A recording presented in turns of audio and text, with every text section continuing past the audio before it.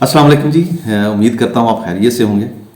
हमारी ट्रेनिंग है data analytics for freelancing और इसका आज हमारा तीसरा लेसन है।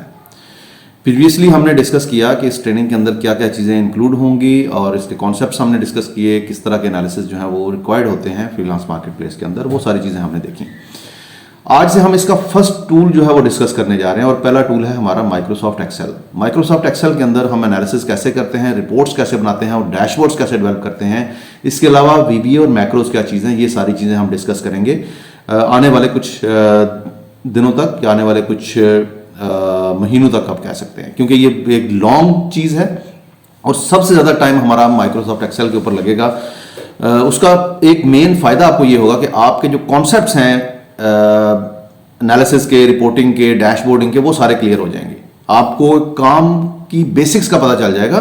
फिर आप कोई भी टूल ले लें, उसमें आपको एब्जॉर्ब करना या उसको लर्न करना ज़्यादा इजी हो जाएगा। तो शुरू करते हैं इसको। सबसे पहले माइक्रोसॉफ्ट एक्सेल से डेटा हम सब एक ही डेटा यूज़ करेंगे। इसी वीडियो की डिस्क्रिप्शन के अंदर एक लिंक मौजूद है। ये लिंक आपने एक्सेस करना है और इस लिंक के ऊपर एक फाइल पड़ी हुई है डेटा की, वो डेटा आपने डाउनलोड कर लेना। अब ये देखें, ये सैम्पल superstores.csv फाइल है। डाउनलोड कैसे करना है ये भी तरीकाकार मैं आपको बता देता हूँ। स्क्रीन पे मुझे साथ साथ फॉलो करते रहें। फाइल पे आपने क्लिक करना है और फाइल पे क्लिक करके यहाँ पर डाउनलोड का ऑप्शन आ रहा है। डाउनलोड से जाके आपने इसको CSV के तौर पे डाउनलोड करना है। एक्सेल डाउनलोड नहीं करना और कुछ नहीं करना, CSV करना है। CSV ज़रा इजीली हो जाता है, इसलिए मैं कह रहा हूँ। अदरवाइज आप एक्सेल करें तो उससे कोई फ़र्क नहीं पड़ेगा। अब इस फाइल को ज़रा ओपन कर लें और देख लें कि इसके अंदर है क्या कुछ। ये ओपन है, कोई भी बंदा इसको एक्सेस कर सकता है जिसके पास ये लिंक हो। तो आप लोगों ने इसी डेटा के ऊपर काम करना है। सबसे पहले डेटा की अंडरस्टैंडिंग हम करेंगे। डेटा में है क्या चीज़ें, किस तरह से उसको रीड करना है, कौन कौन से डायमेंशंस हैं जिनको हम यूज़ करके डेटा को एनालाइज कर रहे होंगे या रिपोर्टिंग कर रहे होंगे। यहाँ पे डबल क्लिक करें और ये जो आपको A, B या B, C के दरमियान में ये चीज़ नज़र आ रही है, ये लाइन, इसके ऊपर डबल क्लिक करना है तो ये सारे के सारे कॉलम जो हैं ये अकॉर्डिंगली एडजस्ट हो जाएंगे इनकी वेट। सबसे पहले है रो आईडी। रो आईडी यूनिक है 1 से लेके 9994 तक। उसके बाद ऑर्डर आईडी है, हर एक ऑर्डर का एक डिफरेंट नंबर है। एक ऑर्डर में मल्टीपल आइटम्स हो सकते हैं। तो आप अगर रो नंबर पे जाएं, जैसे फॉर एग्जांपल रो नंबर 6 पे जाएं, 6 से लेके 13 तक ये एक ही ऑर्डर है लेकिन इसके अंदर आइटम डिफरेंट आ रहे हैं आगे। उसके बाद ऑर्डर डेट है, किस डेट को ये ऑर्डर किया गया, और शिपमेंट डेट है, वो सेम भी हो सकती है, कुछ दिन बाद की भी हो सकती है। शिपमेंट मोड, अब इसके ऊपर मैं लगाता हूँ फिल्टर लगाने की शॉर्टकट की मैंने आपको बताई थी, Ctrl+Shift+L। डायरी आप लोगों के पास मौजूद होनी चाहिए और उसके ऊपर ये चीज़ें लिखते जाएं। तो शॉर्टकट की लिख लें Ctrl+Shift+L टू अप्लाई फिल्टर, और अगर आपने फिल्टर खत्म करने हैं तभी शॉर्टकट की यही है। अब जरा ऑर्डर डेट देख लेते हैं, हमारे पास डेटा कब से कब तक है। ये 2014 से लेके 2017 तक है और 2014 में कब से स्टार्ट हो रहा है, ये जनवरी से, और जनवरी में ये 3 जनवरी से डेटा स्टार्ट हो रहा है। और अब हम देख लेते हैं 2017 में कब तक का डेटा है। ये दिसंबर तक का डेटा है 2017, और 2017 दिसंबर 30 तक का डेटा है हमारे पास। तो ये 4 साल का डेटा है जिसके ऊपर हम वर्किंग कर रहे होंगे। फिर एनफ डेटा है। अच्छा, शिपमेंट मोड जो है ये first class, same day, second class और स्टैंडर्ड क्लास है। ये 4 तरह के शिपमेंट मोड्स हैं यहाँ पर। फिर कस्टमर की आईडी है। कस्टमर की आईडी हर कस्टमर के हिसाब से यूनिक होगी। अब अगर वो कस्टमर रिपीटेडली आता है, बार बार आता है, तो उसको आईडी वही रहेगी, नाम उसका वही रहेगा। कस्टमर नेम आ गया। उसके बाद सेगमेंट है, ये भी बड़ा इंपॉर्टेंट है। डायमेंशन, इसके ऊपर भी हम जो है वो समराइज कर रहे होंगे डेटा को। उसमें कंज्यूमर है, कॉर्पोरेट है और होम ऑफिस है। फिर कंट्री ये सिर्फ यूनाइटेड स्टेट का डेटा है तो आपको कंट्री सिर्फ यही मिलेगा। सिटी में अगर आप देखें तो ये सारे सिटी जो कि जहां पर ये सेलिंग हो रही है सारे आ रहे हैं। इस तरह स्टेट की अगर बात करें तो ये हमारे पास सारी स्टेट्स हैं जहां पर आइटम सेल हुए हैं। पोस्टल कोड बड़ा इंपॉर्टेंट है, इससे एड्रेस, या जब हम बात करेंगे आगे चल के पावर BI या डेटा स्टूडियो की, वहां पे हम यूज़ कर रहे होंगे मैप के ऊपर चीज़ें प्लॉट करने के लिए। रीजन है, 4 रीजन है, सेंट्रल, ईस्ट, साउथ और वेस्ट। उसके बाद प्रोडक्ट की आईडी है, हर प्रोडक्ट की एक यूनिक आइडेंटिफिकेशन है। कैटेगरी जो है वो 3 है, फर्नीचर, ऑफिस सप्लाईज और टेक्नोलॉजी, ये 3 कैटेगरीज हैं। डेटा को पढ़ना सीखें। डेटा पढ़ना बहुत ज़रूरी है। जब तक आपको डेटा पढ़ना नहीं आएगा, आप उसमें से अपने हिसाब से कुछ नहीं निकाल सकेंगे। आप आपको हमेशा रिलाई करना पड़ेगा कि आपको क्लाइंट हर चीज लिख के दे। और बास केसेस में ऐसा होता है कि क्लाइंट को खुद श्योरिटी नहीं होती कि उसको क्या निकालना है उसमें से, उसके पास भी डेटा पड़ा होता है और वो उसमें से कुछ आउटकम्स निकालना चाह रहा होता है। उसके बाद आ जाते हैं सब कैटेगरी के ऊपर, ये सारी सब कैटेगरीज आ जाती हैं। प्रोडक्ट नेम, अब product name, product ID, customer name, customer ID, इनके ऊपर हम कोई एनालिसिस नहीं करने जा रहे हैं। हाँ, अगर आपने टॉप 10 कस्टमर्स, टॉप 10 प्रोडक्ट्स ये देखनी हो तो फिर आप इनको यूज कर सकते हैं। उसके बाद आ जाते हैं कैलकुलेटेड कॉलम्स। वो तो पहले तो थी डायमेंशंस, डेट कॉलम भी हमारे पास है, डायमेंशंस भी हमारे पास हैं, और अब आ गया है हमारे पास कैलकुलेटेड कॉलम्स। अब इसमें क्या क्या चीजें हैं? सेल्स सबसे इंपॉर्टेंट चीज है, हम रेवेन्यू भी कह सकते हैं। जो भी चीजें सेल हो रही हैं उनकी कितनी अमाउंट है और कितनी क्वांटिटी सेल हुई थी। अब ये 261.96 की सेल है, 2 आइटम इसके गए थे। इसका मतलब ये है कि अगर इसकी पर आइटम आप निकालना चाहें तो आप total sale divided by quantity करेंगे तो आपको एक आइटम की प्राइस भी पता चल जाएगी। डिस्काउंट कितने, ये परसेंटेज है, ये चीज आपने ध्यान में रखनी है क्योंकि हमने सीएसपी में डाउनलोड किया है तो ये नंबर्स में आ रहा है। ये परसेंटेज है तो ये 0% भी हो सकती है और 80% तक की डिस्काउंट इन्होंने ऑफर किए हुए हैं। इसके ऊपर भी एनालिसिस बनता है कि 80% डिस्काउंट कितने लोगों को दिया गया, किन एरिया के लोगों को दिया गया। उसके बाद प्रॉफिट आ जाता है। तो अब जहां पर डिस्काउंट है वहां पर लॉस है। ये देखें, यहां पर जितना ज्यादा डिस्काउंट दिया गया है वहां पर लॉस भी है, लेकिन कुछ केसेस में प्रॉफिट भी है। अगर कम डिस्काउंट है, जैसे ये 20% डिस्काउंट दिया, फिर भी $2.51 उसको बचत है। ये अमाउंट सारी डॉलर्स में है, ये चीज आपने ध्यान में रखनी है। प्रॉफिट भी और सेल्स भी, क्योंकि यूएस का वो है। तो जनाब ये है हमारा डेटा। आज के दिन में जो सबसे इंपॉर्टेंट टूल हम डिस्कस करेंगे और जो सबसे ज्यादा यूज किया जाता है एनालिसिस के लिए एक्सेल के अंदर, वो है पिवट टेबल। तो हम पिवट टेबल को यूज करेंगे। सबसे पहला हमारा, देखें मैंने आपको स्टार्ट पे क्या बताया था कि जो हमारी एक्सेल की ट्रेनिंग है, ये एक्सेल नहीं सिखाऊंगा मैं आपको एनालिसिस सिखाऊंगा। एनालिसिस कैसे करने हैं, एक्सेल की बेसिक्स को समझना है तो इसी यूट्यूब चैनल के ऊपर उसकी बेसिक, एडवांस और इंटरमीडिएट लेवल की 3 ट्रेनिंग्स पड़ी हुई हैं। कंप्लीट ट्रेनिंग्स हैं, आप जाके उनको कंडक्ट कर सकते हैं। लेकिन फिर भी कोई चीज समझ ना आए, मुझे आप कमेंट करें, मैं आपको वीडियो रेफर कर दूंगा, किस वीडियो में आपको वो चीजें मिल जाएंगी। हमने यहां पर सीखना है एनालिसिस कैसे करना है, और हमने सीखना है कि उस पर्टिकुलर जो हमारा टूल है उसको यूज कैसे करना है। अच्छा, अब आपने ए पे क्लिक किया या आपने ये सारा डेटा सेलेक्ट कर लिया, ये एक ही चीज है पिवट अप्लाई करने के लिए। इंसर्ट के टैब में जाएंगे और इंसर्ट टैब में है पिवट टेबल, इस पे क्लिक करना है। जैसे मैंने पिवट टेबल पे क्लिक किया तो मेरे पास पहली चीज तो ये है कि टेबल और रेंज, ये मैंने सेलेक्ट करनी है किस टेबल से, वो उसने खुद से सेलेक्ट कर लिया है। अब ये रेंज है, ये टेबल नहीं है। टेबल और रेंज में फर्क क्या है ये मैं आपको बता देता हूं। रेंज वो होती है जो आपका स्टेट डेटा होता है, उसके ऊपर आप डैक्स अप्लाई नहीं कर सकते, उसके ऊपर आप स्लाइसर्स अप्लाई नहीं कर सकते, उसको हम रेंज कहते हैं। जब हम उसको टेबल में कन्वर्ट कर देते हैं तो वो टेबल बेसिकली एक सेपरेट एंटिटी बन जाती है। उसके अंदर जितना डेटा है उसके ऊपर डैक्स भी अप्लाई हो जाता है और उसके ऊपर स्लाइसर्स भी अप्लाई हो जाते हैं। उसके बाद उसने कहा है जी कि आपने पिवट टेबल कहां पे अप्लाई करना है, ये भी बड़ा इंपॉर्टेंट है। इसी शीट में अप्लाई करना है तो इस शीट में सेल का रेफरेंस देंगे, और अगर इस शीट के अलावा कहीं पे अप्लाई करना है तो न्यू वर्कशीट कर देंगे। वो ऑटोमेटिकली एक नई वर्कशीट क्रिएट करेगा और उसमें पिवट डाल देगा। तो हम न्यू वर्कशीट के ऊपर चेक करके इसको ओके कर देते हैं। अब ये देखें, ये मेरे पास पिवट टेबल आ गया है, बिल्कुल ब्लैंक है, कुछ भी नहीं है। लेकिन अगर आप राइट साइड पे देखें पिवट टेबल फील्ड्स के अंदर, यहां पर सबसे पहले तो ये सारी फील्ड्स आ रही हैं। ये वही कॉलम है जो आप यहां पर देख रहे थे, ये सारे के सारे कॉलम यहां पे आ गए। ये देखिए, टॉप से लेके बॉटम तक ये सारी फील्ड्स हैं। इसके नीचे 4 फील्ड्स हैं जहां पर हम अपनी जो कॉलम्स हैं उनको ड्रैग कर सकते हैं। पहली है फिल्टर्स, दूसरी है कॉलम्स, तीसरी रोज और चौथी वैल्यूज। सबसे इंपॉर्टेंट, ये सबसे ज्यादा यूज होने वाली है रोज एंड वैल्यूज। किसी सूरत में हमें कॉलम भी ऐड करना पड़ता है और किसी सूरत में हमें फिल्टर्स भी ऐड करने पड़ते हैं।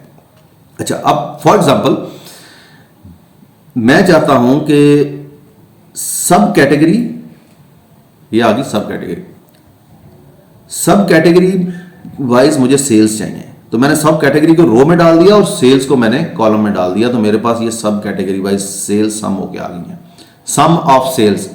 अब ये देखें, यहां पर भी सम ऑफ सेल्स लिखा हुआ है। अगर मैं इस पर क्लिक करूंगा और फील्ड सेटिंग्स में जाऊंगा तो मेरे पास सम के अलावा भी काफी ऑप्शन है, जैसे काउंट में कर सकता हूँ, एवरेज कर सकता हूँ, मैक्सिमम है, मिनिमम है, प्रोडक्ट यानी कि मल्टीप्लाई, काउंट नंबर्स है, स्टैंडर्ड डेविएशन है और वेरिएशंस हैं। तो ये सारी चीज़ें आप कर सकते हैं। आप डेफिनेटली स्टैंडर्ड डेविएशन और वेरिएशन ये आप यूज़ नहीं कर रहे होंगे, ये स्टैटिस्टिकल एनालिसिस के लिए यूज़ होता है और स्टैटिस्टिकल एनालिसिस के जॉब्स कम ही आती हैं, बहुत कम आती हैं, तो उसके लिए आपको परेशानी होना। फाइनेंशियल बहुत आती हैं। फाइनेंशियल अगर आप फार्मूला सीख लेंगे तो उसका बड़ा काम है, पावर बीआई में बहुत काम है और एक्सेल में बहुत काम है और डेफिनेटली हम उसको आगे चल के डिस्कस भी करेंगे उन फार्मूलाज को।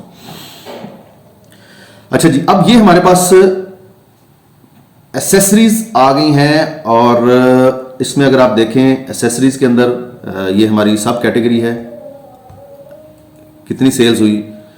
अच्छा, एसेसरीज की मेन कैटेगरी क्या है, तो हम कैटेगरी को उठाते हैं और इसके ऊपर ऐसे रख देते हैं। अब ये देखें, ये फर्नीचर है, $742,000 जो है इसकी सेल हुई है। ऑफिस सप्लाईज, उसके बाद टेक्नोलॉजी और हर एक की सब कैटेगरी भी उसके अंदर ही लिखी हुई है। जैसे फर्नीचर है तो उसमें बुक केसेस हैं, चेयर्स हैं, फर्निशिंग है और टेबल्स हैं, तो ये सारी चीज़ें इसके अंदर कवर हो जाती हैं। इसी तरह ऑफिस सप्लाईज है। अब मुझे क्या चाहिए, अब नेक्स्ट स्टेप बड़ा इंपॉर्टेंट है, ये एक एक स्टेप बड़ा इंपॉर्टेंट है, इसलिए प्लीज इसको अभी देखें, बाद में पास कर करके देखें और इसकी प्रैक्टिस करें। कम से कम 10 मरतबा आपने पिवट टेबल की प्रैक्टिस करनी है, ये बहुत ज्यादा आपके काम आएगा। अच्छा, अब मुझे ये चाहिए कि ये जो इसकी कैटेगरी है, जैसे फर्नीचर है, ऑफिस सप्लाईज, टेक्नोलॉजीज, ये कॉलम ए में आए, सब कैटेगरी कॉलम बी में आए और उसकी सम ऑफ सेल्स जो है कॉलम सी में आए। तो मैं क्या करूंगा, कैटेगरीज के ऊपर क्लिक करें, फील्ड सेटिंग में चले जाएं। आपने जैसे ही कैटेगरी की फील्ड सेटिंग को सिलेक्ट किया तो आपके पास ये सब टोटल्स के 3 ऑप्शन आ रहे हैं, ऑटोमेटिक, नॉन और कस्टम। तो इस केस में हम इसको नॉन सेलेक्ट कर देंगे। जैसे मैंने नॉन किया तो ये जो 742, 719, 836 है ये खत्म हो जाएंगे, ये अब नहीं रहेंगे इसमें। अब इसके साथ अगला एक और टैब है लेआउट एंड प्रिंट, इस पर क्लिक करें। अब क्या आ रहा है जी, लेआउट में शो आइटम लेबल्स इन आउटलाइन फॉर्म। अब ये आउटलाइन फॉर्म में आ रहे हैं, मुझे नहीं चाहिए, मुझे टेबुलर फॉर्म में चाहिए, तो मैं इसको चेंज करके टेबुलर फॉर्म में कर दूंगा। जैसे मैं टेबुलर फॉर्म में करूंगा तो अब ये ए, बी और सी में तो आ जाएंगे, लेकिन ये जो फर्नीचर, ऑफिस सप्लाईज और टेक्नोलॉजी है ये सिर्फ एक एक जगह पे आएंगे, ये 3 जगह पे रिपीट नहीं होंगे। लेकिन इसलिए मैं रिपीट आइटम लेबल्स पे क्लिक करूंगा और इसको ओके कर दूंगा। अब देखें, कॉलम ए में आ गया फर्नीचर, कॉलम बी में आ गया सब कैटेगरी। अब ये बेसिकली कैटेगरी है, रोल लेबल उसने जो नाम दिया हुआ है ये कैटेगरी है, सब कैटेगरी और सेल्स। अब आगे चलते हैं। इसी के अंदर एक और चीज मैं ऐड करना चाह रहा हूं और वो है जी स्टेट। किस स्टेट में कौन सी कैटेगरी कितनी सेल हुई, मुझे ये चाहिए। एक और कॉलम ऐड कर दिया, वही काम दोबारा करेंगे हम। स्टेट पे क्लिक करें। अब मैं 1 बाय 1 करूंगा, पहले नॉन हटाऊंगा, फिर मैं आइटम शो आइटम लेबल इन टेबुलर फॉर्म पे जाऊंगा और फिर रिपीट आइटम लेबल रो करूंगा। फील्ड सेटिंग में जाएं, नन करके इसको ओके कर दें। अब ये देखिएगा, ये जो टोटल्स थे ये खत्म हो गए हैं। यही चीज़ मैंने आपको बताई अभी। मैं दोबारा इस पर क्लिक करता हूँ, फील्ड सेटिंग में जाता हूँ और प्रिंट एंड लेआउट पे जाके सिर्फ आइटम शो आइटम लेबल इन टेबुलर फॉर्म पे क्लिक करके ओके कर देता हूँ। अब देखें, टेबुलर फॉर्म तो हो गया है, कैटेगरी आगे शिफ्ट हो गई और उसकी जगह पे स्टेट आ गई है, लेकिन रिपीट नहीं हुई। तो हमें चाहिए रिपीटेड चाहिए। मैं दोबारा से इस पे जाता हूँ फील्ड सेटिंग में और प्रिंट एंड लेआउट में जाके रिपीट आइटम लेबल इसको चेक करके ओके कर देता हूँ। अब ये स्टेट हर जगह पे शो हो गई है। अच्छा, यहां तक तो आई बिलीव आप लोगों को क्लियर हो गया होगा कि जनाब ये हमारा एनालिसिस जो है ये बेहतर से बेहतर होता जा रहा है। अब नेक्स्ट मेरा कहना ये है कि मुझे ये जो सेल्स है ना, स्टेट, कैटेगरी, सब कैटेगरी और स्टेट वाइज डिफरेंट चाहिए। मिसाल के तौर पे एक स्टेट की सेल यहां पे आ जाए, दूसरी स्टेट की यहां पे और तीसरी स्टेट की यहां पे सेल्स आ जाए। सॉरी, सेगमेंट वाइज स्टेट को हम ऐड कर चुके हैं। अब मैं क्या करने जा रहा हूं कि मैं सेगमेंट को उठाऊंगा और यहां पे कॉलम्स में ऐड कर दूंगा। जैसे ही मैंने सेगमेंट को कॉलम में ऐड किया तो मेरे पास जो सेल्स के कॉलम है वो सम ऑफ सेल की बजाय कंज्यूमर, कॉर्पोरेट, हेड ऑफिस और फिर ग्रैंड टोटल, तो वो जो सम ऑफ सेल आ रहा था अब वो कॉलम चला गया है कॉलम जी के अंदर। जो मैंने चीज कॉलम में ऐड की है वो सेपरेट हो गई। अब याद रखिएगा, यहां पर हमेशा आपने वो डायमेंशन ऐड करनी है जिसकी एक लिमिट हो। अनलिमिटेड डायमेंशन ऐड नहीं करनी, जैसे कस्टमर का नाम ऐड नहीं कर देना आपने यहां पे, वो हमेशा रोज में ही रखना, कॉलम में नहीं डालना। इसी तरह प्रोडक्ट का नाम आपने कॉलम में ही रखना है, उसको रो में रखना है, कॉलम में नहीं ऐड करना, क्योंकि बहुत ज्यादा आइटम होते हैं। डेट है, डेट बहुत ज़्यादा दिन है। अब जैसे ये 4 साल के डेज हैं, 365 365 760 समथिंग बन जाते हैं। तो ये इसको डबल कर लें 1400 प्लस, कैसे हम कॉलम देख सकेंगे। तो आपने इसको इस तरह से लेके चलना है।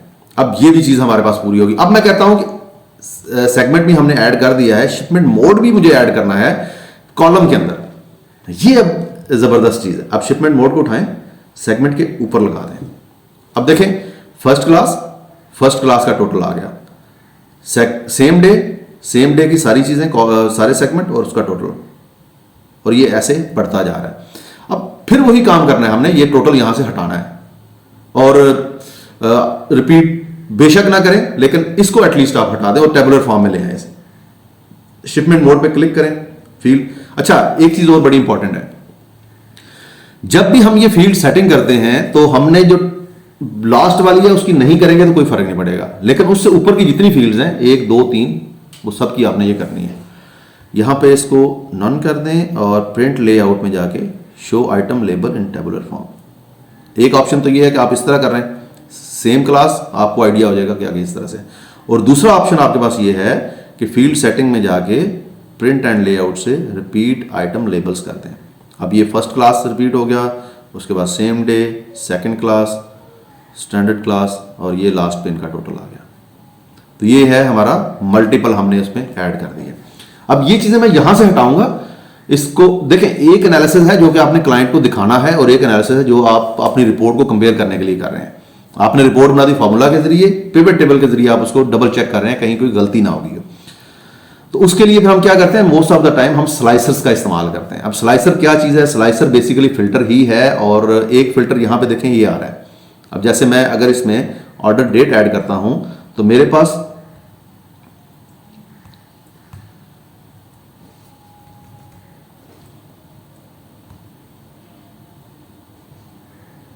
हाँ जी, मेरे पास ऑर्डर डेट का जो है वो फिल्टर बन जाएगा।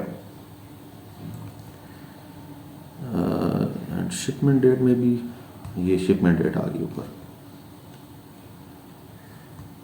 अच्छा ठीक है, मेरी रो 1 में ऑर्डर डेट है और रो 2 में शिपमेंट डेट है। शिपमेंट डेट को हटा देते हैं इसमें से। ऑर्डर डेट में मैं क्लिक करूंगा तो मेरे पास ये सारी की सारी डेट्स आ रही हैं। अगर आप एक सेलेक्ट करना चाह रहे हैं तो एक सेलेक्ट कर लें, मल्टीपल करना है तो सेलेक्ट मल्टीपल आइटम पे क्लिक करें और आप मल्टीपल डेट्स यहां से सेलेक्ट कर सकते हैं। लेकिन ये काफ़ी मुश्किल हो जाएगा मेरे ख्याल के अंदर अगर आपने इस तरह से सिलेक्शन करनी है किसी बहुत बड़े डेटा के ऊपर। तो उसका अच्छा तरीका ये है, यहाँ से इसे हटा दें, रिमूव कर दें फिल्टर को। नंबर्स आपके जो हैं वो यहाँ पे शो हो रहे हैं। दोबारा इंसर्ट टैब में जाएं और फिल्टर्स के अंदर देखें, यहाँ पर स्लाइसर भी आ रहा है और टाइमलाइन भी आ रहा है। जब आप डेट की बात करते हैं, जब आप टाइम की बात करते हैं तो फिर हम टाइमलाइन यूज़ करते हैं, और जब आप टेक्स्ट फील्ड्स की बात करते हैं तो फिर हम स्लाइसर यूज़ करते हैं। तो पहले मैं स्लाइसर ऐड कर देता हूँ, बल्कि स्लाइसर ऐड करने से पहले मैं यहाँ से स्टेट्स भी ख़त्म कर दूंगा, क्योंकि मुझे अब स्टेट के ऊपर स्लाइसर लगाना है, और मैं यहाँ से शिपमेंट मोड भी ख़त्म कर दूंगा। अब मेरे पास काफ़ी रिफाइन हो गया डेटा आ गया। अच्छा, इसी तरह से मैं कैटेगरीज को भी यहाँ से रिमूव कर देता हूँ। अब क्या रह गया जी मेरे पास, सब कैटेगरी और सेगमेंट वाइज उसकी सेल्स और टोटल नंबर। पिवट टेबल पे क्लिक करें, स्लाइसर पे क्लिक करें। अब ये आपके पास सारे ऑप्शन आ गए हैं किस किस कॉलम को आप स्लाइसर में ऐड कर सकते हैं। सबसे पहले हम शिपमेंट मोड को ले लेते हैं, उसके बाद सेगमेंट को ले लेते हैं, फिर स्टेट को ले लेते हैं, रीजन आ जाएगा और कैटेगरी। आई थिंक बहुत हैं ये। तो ये आ गए जी हमारे पास स्लाइसर्स, ये स्लाइसर्स आ गए। अब इसका साइज थोड़ा छोटा कर लें। अब आपने सोचना क्लाइंट के पर्सपेक्टिव से है कि उसको हमने जो चीज़ देनी है एंड रिजल्ट हमारा उसके अंदर एक खूबसूरती होनी चाहिए, एक ब्यूटी होनी चाहिए। अच्छा, इस स्लाइसर पे क्लिक करें, स्लाइसर की सेटिंग में जाएं और इसको हम कर लेते हैं कुछ यूं।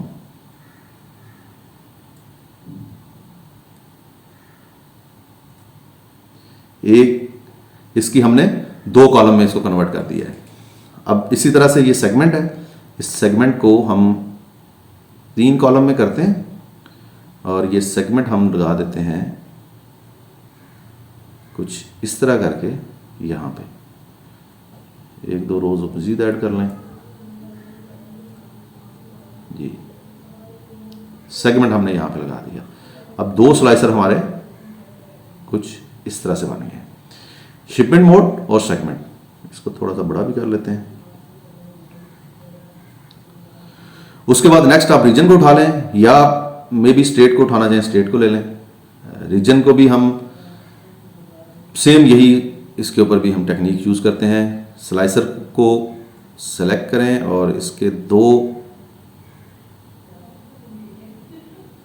कॉलम कर दें। अब कैटेगरी को यहां पे ले आए और कैटेगरी के कॉलम कर दें जी नंबर 1 2 3, और इसकी विड्थ भी कर दें आप,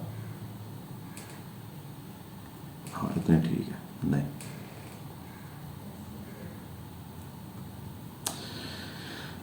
लास्ट रह गई हमारे पास स्टेट का, तो स्टेट को हम एज इट इज यहां पे ले आते हैं और स्टेट के कॉलम कर देते हैं 3 या 4। इसको ओपन करें, एक और कॉलम ऐड कर दें,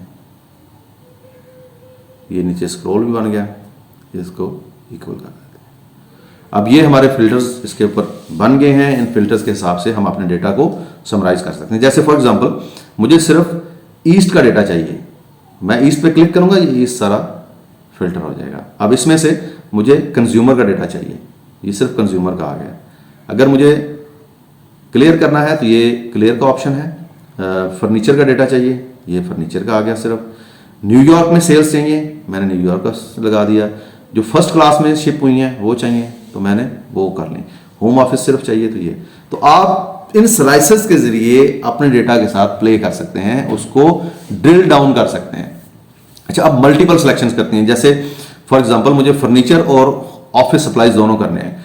एक ऑप्शन तो ये है, कंट्रोल पे क्लिक करके दूसरे पे क्लिक करेंगे तो वो भी सिलेक्ट हो जाएगा। और दूसरा ऑप्शन यहां से देखें आप, ये मल्टीपल सिलेक्शन इसकी ऑन हो गई है। अब आप क्लिक करते जाएंगे तो वो मल्टीपल सिलेक्शंस भी करता जाएगा। तो अगर आपने मल्टीपल उसको रखना है तो आप इस तरह से भी कर सकते हैं। ये तो है जी बेसिक्स पिवट टेबल की। आई होप आपकी अंडरस्टैंडिंग बन गई होगी।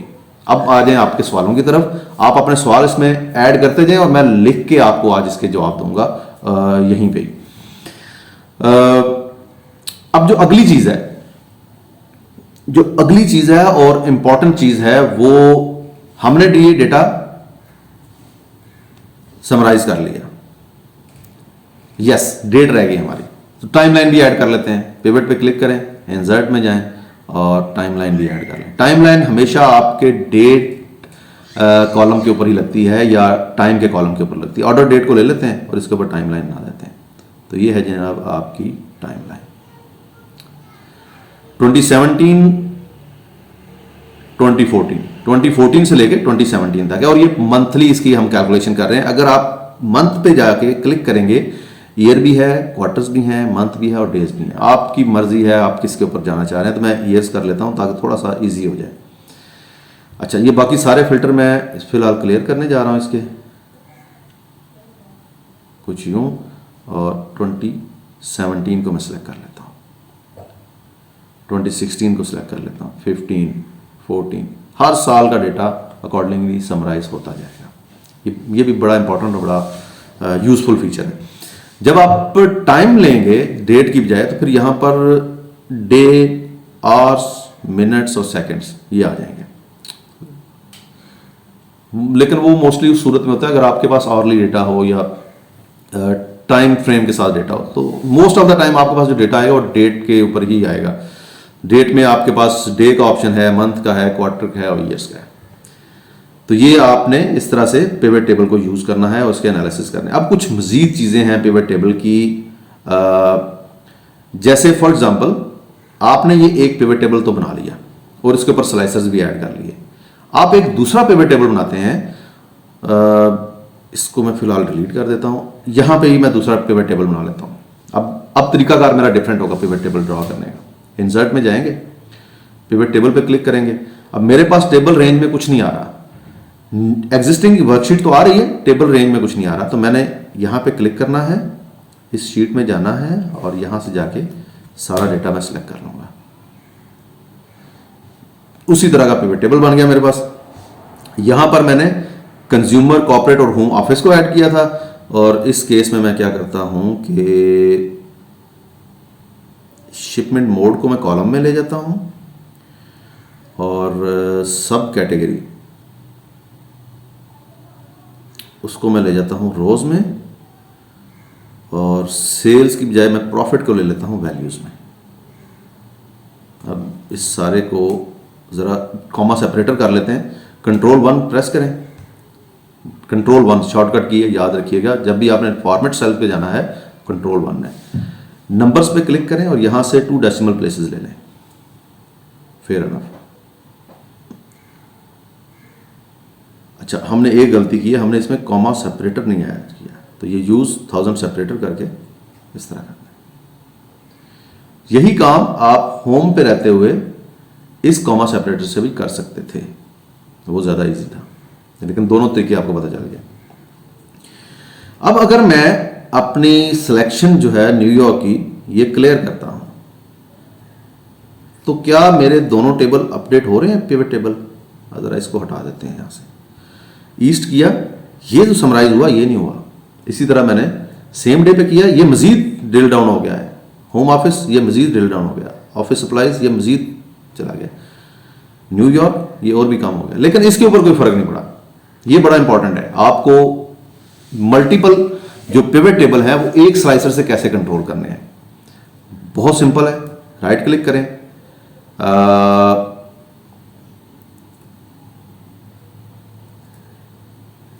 राइट क्लिक ऑन स्लाइसर और स्लाइसर सेटिंग्स।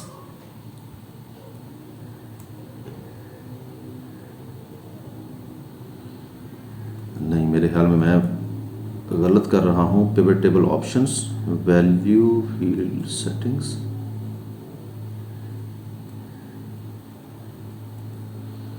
नहीं, राइट क्लिक करेंगे और शो फील्ड लिस्ट है, शो डिटेल्स है, नंबर फॉर्मेटिंग, नो,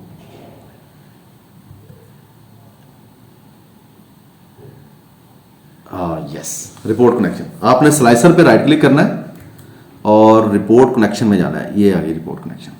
अब जब रिपोर्ट कनेक्शन पे आए तो आप देखें यहाँ पर 2 पिवट टेबल हैं, एक सिलेक्टेड है और एक सिलेक्ट नहीं हुआ। जब मैं इसको भी सिलेक्ट कर लूंगा और ओके करूंगा तो अब ये पिवट टेबल इस स्लाइसर के साथ लिंक हो गया।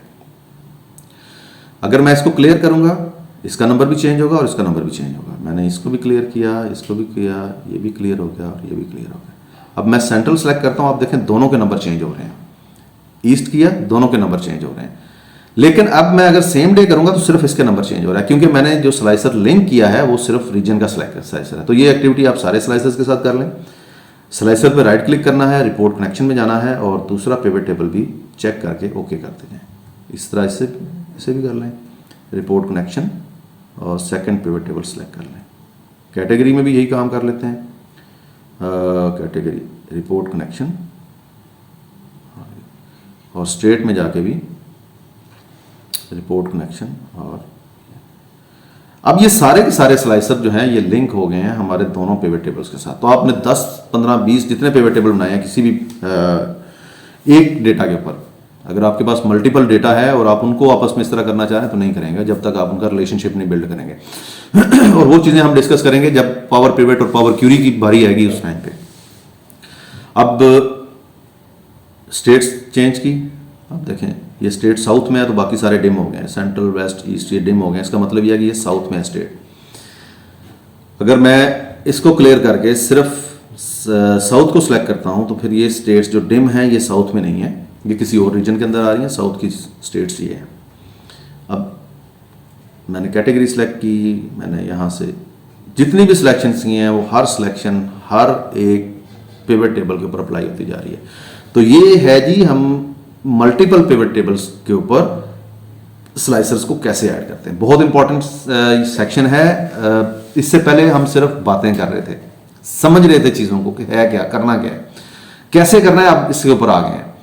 तो ये प्लीज आपने एक एक पॉइंट को नोट करना है, शॉर्टकट कीज को नोट करना है। आपके पास टाइम नहीं होगा ये वीडियोस बार बार देखने का या 2 साल के बाद देखने का, लेकिन अगर आप अपने नोट्स बना लेंगे डायरी के ऊपर तो आपके लिए बहुत आसान हो जाएगा आगे चल के फ्यूचर में उसको यूज करना आपके लिए बहुत ईजी हो जाएगा। आप सिंपली अपनी डायरी खोलेंगे, शॉर्टकट कीज का सेक्शन है, यहां से मैं शॉर्टकट की देख लेता हूं। ये जो है ये जनाब पिवट टेबल का सेक्शन है। पिवट टेबल की सारी चीजें यहां पे मैंने लिखी हुई हैं, यहां से मैं ले लेता हूं। तो जो पिवट टेबल के स्टेप्स हैं वो भी आप इसमें ऐड कर लें। तो ये था आज का हमारा पहला लेसन कह सकते हैं जो कि हमने पिवट टेबल के ऊपर किया है। अब दूसरी चीज की तरफ आते हैं, और दूसरी चीज हमारी क्या है, वो भी बड़ी इंपॉर्टेंट है। जैसे ये इंपॉर्टेंट था वैसे वो भी बड़ा इंपॉर्टेंट है।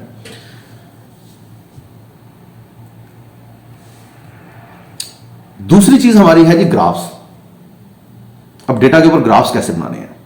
आपने पिवट टेबल बना लिया, ये दोनों ही बड़े इंपॉर्टेंट है, ये दोनों ही बहुत ज्यादा यूज होंगे एनालिसिस में जाके। अब आप ग्राफ के ऊपर कैसे काम करेंगे। इंसर्ट में ही पिवट टेबल था, इंसर्ट के अंदर ये सारे ग्राफ्स आ रहे हैं। आप डेटा सेलेक्ट करें कुछ यूं, इंसर्ट में जाएं और यहां से जाके रिकमेंडेड चार्ट सेलेक्ट करें। अब वो कोई भी रिकमेंडेशन नहीं दे रहा क्योंकि उसको समझ नहीं आई कि आपका डेटा किस तरह का है। तो आपने खुद से यहां पे जाके चार्ट अप्लाई करना है। अब जैसे फॉर एग्जांपल मैं पहला चार्ट है मेरा कॉलम। अब ये देखें कॉलम चार्ट के पर क्लिक करेंगे तो आपके सामने ये सारे कॉलम के चार्ट आ जाएंगे। जो चार्ट नीचे से ऊपर की तरफ पिलर्स की तरह खड़े होते हैं ये कॉलम चार्ट होते हैं। लाइन चार्ट एक लाइन की तरह के हैं, ये भी आपको आइडिया होना चाहिए। पाई चार्ट ये राउंड चार्ट होता है और इसमें हम हर एक पार्ट का शेयर दिखाते हैं। बार चार्ट फ्लैट होते हैं। और area chart, area is a sort of line chart लेकिन ये फील्ड होता है। स्कैटर चार्ट यूज बहुत कम है लेकिन कभी कभार इसका यूज भी आ जाता है। इसके अंदर मल्टीपल डायमेंशन चाहिए होते हैं, 2 या 3 डायमेंशन से काम नहीं चलता। मैप ये अगर आपके पास ऑफिस 2016 या 2013 या 2010 है तो मे बी ये ऑप्शन आपके पास ना आ रहा हो। स्टॉक्स हैं, सरफेस है, रडार है, ट्री मैप है। ट्री मैप भी पुराने उसमें नहीं था। सनबर्स्ट है, हिस्टोग्राम है, बॉक्स वाटरफॉल पहले बनाना बहुत मुश्किल होता था लेकिन 2019 ऑफिस 365 या पावर बीआई के अंदर ये बहुत इजी है।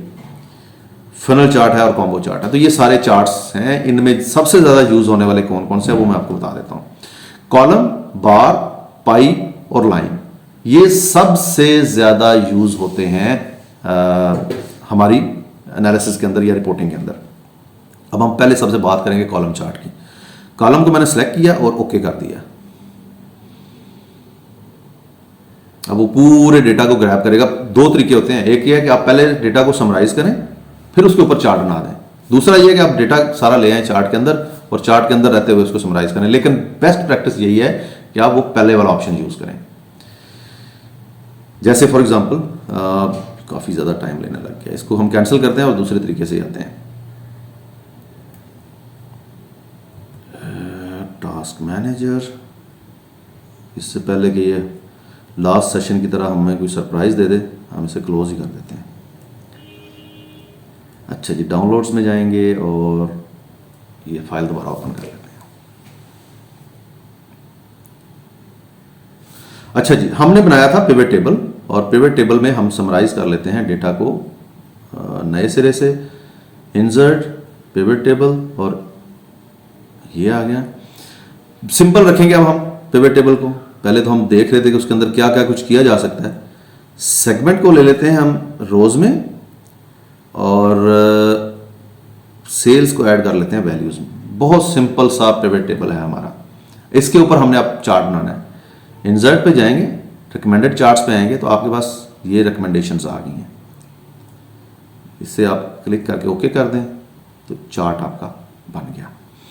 इसमें सम ऑफ सेल्स आ रहा है, ये टोटल, ये इसका लेजेंड है, ये सेगमेंट है। सेगमेंट आप यहां से कोई अनचेक करना चाहें तो कर सकते हैं। ये पिवट चार्ट भी इसको हम कहते हैं। ये चार्ट का टाइटल है, टाइटल आप चेंज करना चाहें कर सकते हैं। यहीं से आप डबल क्लिक करके कुछ लिखेंगे तो ये चेंज हो जाएगा। जैसे टोटल सेल्स बाय सेगमेंट, तो ये हमने इसका टाइटल चेंज कर दिया। एक्सेस है इसके, एक्स एक्सेस, वाई एक्सेस। अगर कोई चीज आपने ऐड करनी है या कम करनी है तो आप यहां से जाकर कर सकते हैं। जैसे फॉर एग्जांपल मुझे लेजेंड नहीं चाहिए तो मैंने खत्म कर दिया, या अगर मुझे लेजेंड चाहिए और मुझे किसी और लोकेशन पे चाहिए तो मैं इस एरो पे क्लिक करूंगा, टॉप लेफ्ट और बॉटम, जहाँ पे मैं इसको रखना चाहूँ मैं रख सकता हूँ। मोर ऑप्शंस भी हैं, आप इसको टॉप राइट का ऑप्शन आपके पास एक एडिशनल ऐड हो जाता है, वो भी कर सकते हैं, लेकिन मेरे ख्याल में हम फिलहाल इसको रिमूव कर देते हैं क्योंकि एक ही वो है तो उसके लिए हमें ज़रूरत नहीं है। नेक्स्ट बड़ी इंपॉर्टेंट चीज़ है, ये सम ऑफ सेल्स को आप यहाँ से हटा दें, तो इस पर राइट क्लिक करें और हाइड कर दें इसको भी और सेगमेंट्स को भी, ये दोनों चीज़ों को हाइड कर दें। अब आते हैं जी इसके ऊपर लेबल्स चाहिए हमें। एक तरीकाकार तो ये है कि आप डिज़ाइन में जाएंगे तो यहाँ पर आपको ऑलरेडी बने बनाए काफ़ी सारे चार्ट्स आते हैं, ये चार्ट के ऊपर क्लिक करने के बाद आपने करना है। अब किसी पे भी चले जाएं आपको डिफरेंट तरह के बने बनाए चार्ट्स मिल जाएंगे, उनके खूबसूरत व्यूज़ मिल जाएंगे, कहीं पे डेटा लेबल ऐड होगा, कहीं पे डेटा लेबल ऐड नहीं होगा, ये सारी चीज़ें इस तरह से मिल जाएंगी। हमने क्या करना है, इस पर राइट क्लिक करना है और ऐड डेटा लेबल्स पे जाके डेटा लेबल्स ऐड कर देने हैं। अब ये जो डेटा लेबल्स है ना, इनके साथ डेसिमल प्लेसेस बहुत ज़्यादा आ रहे हैं, तो आप होम टैब पे जाएं और सॉरी यहाँ से आप इसके डेसिमल प्लेसेस कम कर दें या ख़त्म कर दें। अब आपके पास नंबर्स आ गए हैं, कंज्यूमर का कितना है, कॉर्पोरेट का कितना है और होम ऑफिस का कितना है, ये नंबर आपके पास इस तरह से आ गए। ये रखना चाहे टॉप पे, सेंटर में या बॉटम में, ये आपके ऊपर डिपेंड करता है। अब वो कैसे होगा, राइट क्लिक करें और फॉर्मेट डेटा लेबल्स पे चले जाएं। मैं ये पिवट का ऑप्शन बंद कर देता हूँ, कंफ्यूज ना करे आपको। अब ये देखें लेबल पोजीशन क्या है, सेंटर, ये सेंटर में आ गया, इनसाइड एंड अंदर की तरफ लेकिन टॉप पे, इनसाइड बेस बिल्कुल नीचे, और आउटसाइड एंड जो कि इसका ऑलरेडी था जहाँ पे ये ऑलरेडी, तो आप इस तरह से इसको एडजस्ट कर सकते हैं। अच्छा जी, मैं इनसाइड बेस कर देता हूँ और इसका कलर मैं चेंज करना चाह रहा हूँ, तो मैं क्या करूँगा, यहाँ से सिंपली इसका कलर लेट्स से हम वाइट कर देते हैं और इसको थोड़ा सा बोल्ड कर देते हैं।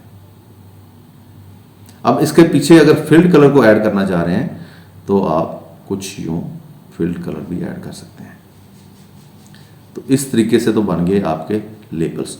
अब इसके ऊपर अगर आपने ट्रेंड लाइन ऐड करनी है, आप राइट क्लिक करेंगे और ऐड ट्रेंड लाइन कर देंगे। अब ये ट्रेंड लाइन बन जाएगी। ट्रेंड लाइन एक चीज़ आपने याद रखनी है, most of the time trend line हम उस वक्त ऐड करते हैं जब हम quarter on quarter, month on month या ईयर ऑन ईयर डेटा को देख रहे होते हैं। फिर हम ट्रेंड लाइन देखते हैं कि ये डेट के ऊपर स्पेसिफिकली जब एनालिसिस करते हैं कि ये इंक्रीज़ हो रही है या डिक्रीज़ हो रही है। कंज्यूमर, कॉर्पोरेट या होम ऑफिस, इनकी कोई ट्रेंड नहीं बनती, इनका कोई कंपैरिजन नहीं बनता, लेकिन ये सिर्फ आपकी अंडरस्टैंडिंग के लिए है कि ट्रेंड लाइन भी कैसे ऐड की जा सकती है। ट्रेंड लाइन को हम डिलीट कर देते हैं। अच्छा, और क्या चीज़ें ऐड हो सकती हैं जी, अब इसी कंज्यूमर, कॉर्पोरेट और होम ऑफिस, इसके अंदर एक चीज़ और ऐड कर लेते हैं। ज़रा इसके राइट क्लिक करें और शो फील्ड लिस्ट में जाएं, यहाँ से प्रॉफिट को इसमें ऐड कर लें। सम ऑफ प्रॉफिट भी आ गया। अब जैसे ही मैंने सम ऑफ प्रॉफिट ऐड किया तो आप देखें इसके साथ ऑरेंज कलर का एक और बार बन गया, लेकिन इसके साथ सिर्फ इतना लिंक है कि ये एक ही चार्ट के अंदर आ रहे हैं। लेबल इसके ऊपर आपने खुद से ऐड करने हैं, लेबल ऑटोमेटिकली ऐड नहीं होंगे। अब इन लेबल्स को भी अगर आप उसी तरह से डिफरेंट कलर देना चाह रहे हैं तो आपने सेलेक्ट करना है। सेलेक्ट करने के बाद फॉर्मेट लेबल्स में जाना है और लेट्स से इनसाइड बेस कर दिया या इनसाइड एंड कर दिया या सेंटर कर दिया, जो भी आपकी मर्जी है, लेकिन ये नंबर बहुत थोड़ा है, इसके ऊपर वो चीज़ सूट नहीं करेगी जो हमने उसके लिए की थी। अलबत्ता इसका जो लेबल का फिल कलर है ये, और ये चीज़ हम चेंज कर देते हैं, तो हमारे पास प्रॉफिट का नंबर भी आ गया और इसका सेल्स का नंबर भी आ गया। ये दोनों चीज़ें हमारे पास जो है वो। अब इसी चीज़ के ऊपर मैं ये चाहता हूं कि मुझे ये पता चल जाए कंज्यूमर का शेयर कितना है टोटल में। जैसे टोटल हमारी सेल्स जो है वो 2.2 मिलियन की है, तो उसमें कंज्यूमर का शेयर कितना है, कितने परसेंट कंज्यूमर्स की तरफ से आया, कितने परसेंट कॉर्पोरेट की तरफ से आया और कितने परसेंट होम ऑफिस की तरफ से आया। तो उसके लिए मैं क्या करता हूँ, इंसर्ट और पाई चार्ट में कर लेता हूँ। अब जैसे मैंने पाई चार्ट किया तो यहाँ पे देखें सम ऑफ सेल्स। अब प्रॉफिट मुझे नहीं चाहिए तो प्रॉफिट को मैं वैसे ही रिमूव कर दूंगा, यहाँ से इसको मैं हाइड कर देता हूँ। सम ऑफ सेल्स में सबसे ज़्यादा ब्लू है और ब्लू अगर आप लेजेंड में देखें तो कंज्यूमर आ रहा है। उसके बाद दूसरे नंबर पे कॉर्पोरेट है जो कि ऑरेंज में है और होम ऑफिस जो है वो ग्रे में है। इसको ज़रा इसके नीचे ले आते हैं, फिर इसके ऊपर काम करते हैं। इसका जो टाइटल है उसी तरह से मैंने जैसे आपको बताया था, डबल क्लिक करके आप इसको एडिट कर सकते हैं। Sales share by segment. Graph पे राइट क्लिक करें और ऐड डेटा लेबल्स कर दें। ये डेटा लेबल्स हमारे ऐड हो गए। डेटा लेबल्स के केस में हमारे पास नंबर आए हैं, हमें परसेंटेजेस भी चाहिए या हमें सिर्फ परसेंटेजेस चाहिए, ये दोनों ऑप्शन है। तो राइट क्लिक करें और फॉर्मेट डेटा लेबल पे चले जाएं। अब यहां पर देखें ये वैल्यू चेक हुआ है, आप परसेंटेज करें और वैल्यू को हटा दें। अब आ गया आपके पास परसेंटेजेस। अगर कैटेगरी नेम देना चाह रहे हैं तो कैटेगरी नेम भी आप साथ ऐड कर सकते हैं, लेकिन अगर आप कैटेगरी नेम देंगे तो आपको ये ख़त्म कर देना चाहिए, उसका लेजेंड ख़त्म कर देना चाहिए, ताकि ग्राफ आपका ज़रा बड़ा नजर आए। अब इसके कलर शलर चेंज कर लेते हैं जी। यहाँ से जाके कलर कर देते हैं इसका वाइट और बोल्ड, और मे भी थोड़ा सा इसको बड़ा कर देते हैं। अब अगर आप स्लाइसेस के कलर चेंज करना चाह रहे हैं कि मेरा एक स्लाइस का कलर जो है वो ग्रे है, ग्रे को मैं थोड़ा डार्क करूं, उस सिंगल स्लाइस को डबल क्लिक के साथ सेलेक्ट करेंगे और फिल कलर जाके उसका आप ग्रे को मैं लेट से इस तरह कर देता हूँ। ऑरेंज को हम थोड़ा सा तेज़ कर देते हैं और वो ये हो जाता है, और ब्लू को भी हम थोड़ा सा डार्क कर देते हैं इस तरह से। तो इस तरह से आप कलर भी चेंज कर सकते हैं। तो ये हमारा पाई चार्ट है, जिससे पहले हमें पता चला कि नंबर कितना कितना था, अब हमें पता चल गया कि शेयर किसका कितना है। तो 50% तो कंज्यूमर से आ गया, 31% कॉर्पोरेट से आया है और 19% जो है होम ऑफिस से आया। अब चलते हैं वापस उसी स्टेप की तरफ जो हम इससे पहले कर चुके हैं। अब ये आप रिपोर्ट डेवलपमेंट के ऊपर चल पड़े हैं, लेकिन आपको स्लाइसर्स के साथ भी प्ले करना है इसी रिपोर्ट के साथ। थोड़ा सा इसको छोटा करके ताकि हमारी एक ही विंडो में नजर आ जाए। अच्छा जी, क्लिक करें इसके ऊपर, इंसर्ट में जाएं और स्लाइसर ऐड कर दें। एक स्लाइसर आप ऐड कर दें जी स्टेट पे, और दूसरा रीजन पे, और तीसरा कैटेगरी पे। 3 स्लाइसर्स बहुत हैं, तो ये हमारे पास 3 स्लाइसर्स आ गए। अब अगर मैं ईस्ट करता हूं, अब ये देखें ये भी ईस्ट के हिसाब से फिल्टर हो गया, और ये तो हो ही गया। इसमें देखें होम ऑफिस 19% पे आ गया, कंज्यूमर 52 पे है, और कॉर्पोरेट 9। फर्नीचर पे क्लिक करें, फर्नीचर में जाके भी ये नंबर चेंज हो गए हैं। अब यही चीज़ मैं किसी एक स्टेट में करता हूं तो ये स्टेट के नंबर्स आ गए हैं। अब आपके ग्राफ प्ले हो रहे हैं आपके स्लाइसर्स के साथ। स्लाइसर कनेक्ट है पिवट टेबल के साथ, वो पिवट टेबल को चेंज कर रहा है और पिवट टेबल चेंज कर रहा है आपके ग्राफ्स को। तो ये एक लिंक बन गया स्लाइसर टू पिवट और पिवट टू जो हमारे ग्राफ्स हैं इनके साथ। आज 2 ही ग्राफ रखते हैं, अगले सेशन में हम मजीद ग्राफ्स को जो है वो स्टडी करेंगे या देखेंगे क्या क्या चीज़ें हैं। मैंने आपको जैसे स्टार्ट में बताया, मैं आपको नहीं सिखाऊंगा कि इसमें सेल के अंदर डेटा जाके क्लिक करके एंटर कैसे करना है, या अगर डेटा आपने लिखना शुरू किया और वो सेल से बाहर निकल गया तो सेल के अंदर कैसे लिखे आना है। ये बहुत ही बेसिक लेवल की चीज़ें हैं, और इनके ऊपर ऑलरेडी आज से 1.5-2 साल पहले मैं ट्रेनिंग्स बना के इसी चैनल के ऊपर डाल चुका हूँ। आप उन ट्रेनिंग्स को यूज़ करें। फिर भी समझ ना आए कि कहाँ पे जाके ये चीज़ सीखनी है, तो आप कमेंट कर दें, मैं आपको वीडियो लिंक जो है उसके ऊपर वो रेफर कर दूंगा। तो यहाँ तक तो था जी एक्सेल का सबक, जो कि आपने बड़े ध्यान से, बड़े क्या कह सकते हैं उसको, प्रैक्टिस करनी है इसकी ज़्यादा से ज़्यादा। अब आ जाते हैं थोड़ा सा इसके बेनिफिट्स की तरफ। अगर हम बात करें फ्रीलांसिंग की, तो बेसिकली इनका यूज़ कहाँ पे होगा, इसकी जॉब्स किस तरह की आती हैं। माइक्रोसॉफ्ट एक्सेल की जॉब्स के रेट थोड़े कम है कंपैरेटिवली। हाँ, अगर हम इसको कंपेयर करें दूसरे स्किल्स के साथ, जैसे ई कॉमर्स के स्किल्स लोग लेके आते हैं वर्चुअल असिस्टेंट के, या आपके पास कुछ लोग आएंगे डेटा एंट्री वाले आते हैं, सोशल मीडिया मैनेजमेंट वाले लोग आते हैं, तो उनसे आपको फिर भी अच्छे रेट मिल जाएंगे। माइक्रोसॉफ्ट एक्सेल के जो रेट सबसे ज़्यादा मिलते हैं वो VBA पे मिलते हैं, या पावर क्यूरी पे मिलते हैं, या बाज़ औक़ात फार्मूला लिखवाने के एक फार्मूला $50-55 में भी लोग लिखवाते हैं आपसे जब वो स्टक हो जाते हैं। तो वो भी एक बड़ी ज़बरदस्त उसकी जो है ना, ये चीज़ है कि दूसरे स्किल में अगर आप काम करते हैं 4 घंटे और इस स्किल का वही काम आप 1 घंटा करते हैं, तो आपको तकरीबन इक्वली मिल जाते हैं पैसे, या मे बी उससे ज़्यादा मिल जाए। ये चीज़ की गारंटीड है।